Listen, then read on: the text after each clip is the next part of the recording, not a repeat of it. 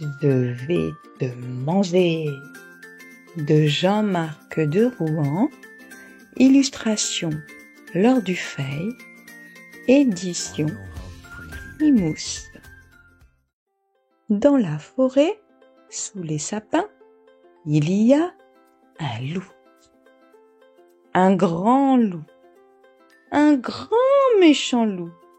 Il a faim. Il a très faim. Il a même très très faim. Et il attend.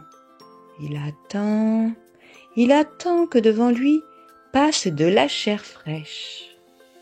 Et en matin, arrive sur le chemin un lapin. Un petit lapin blanc, tout poilu, tout dodu, tout joufflu.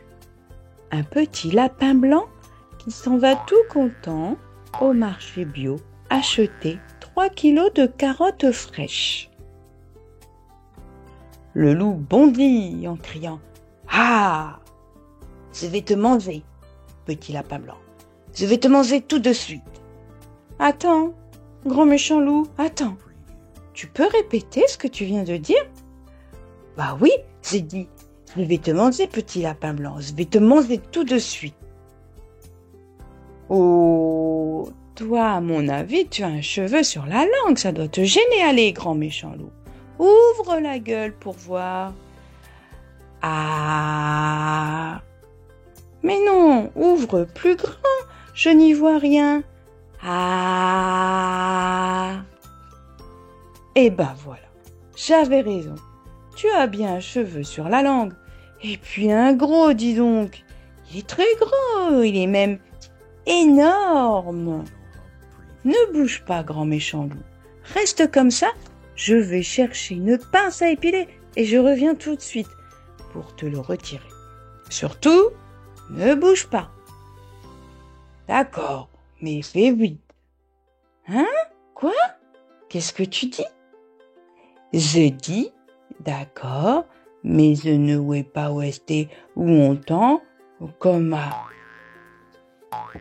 Le loup attend 1 heure, 2 heures, 3 heures, quand tout à coup arrive sur le chemin un petit lapin roux.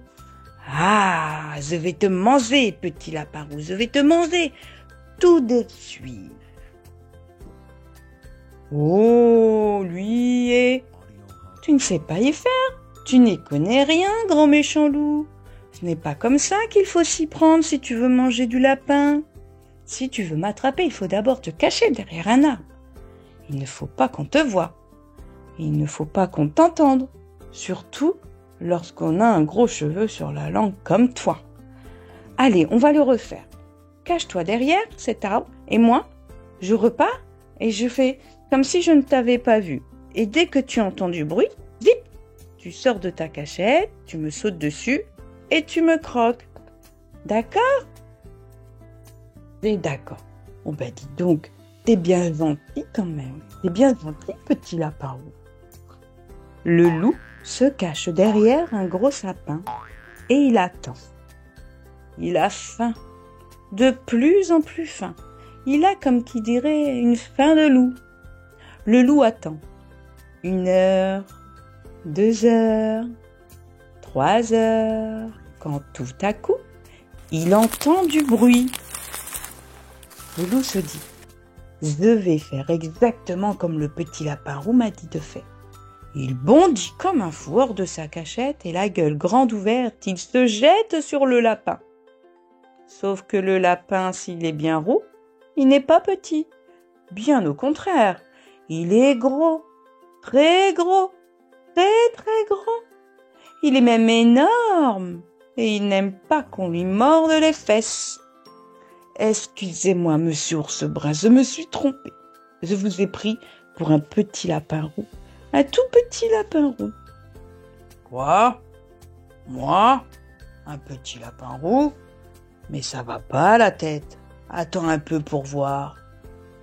Poursuivi par l'énorme animal, le loup court. Il court, il court, il court à toute vitesse, à toute allure. Il court si vite que... Boum! patatras. Le loup est arrêté net par un énorme chêne qui se trouve là, en plein milieu de son chemin.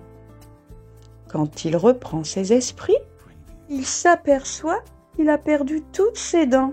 Oui, toutes ses dents. Alors attention, vous qui lisez cette histoire, si jamais un jour vous allez vous promener dans la forêt, vous y rencontrerez sûrement un grand méchant loup, car il existe toujours. Oui, parfaitement, il existe toujours, mais rassurez-vous, vous ne risquez rien, car depuis ce fameux jour, le grand méchant loup est devenu végétarien.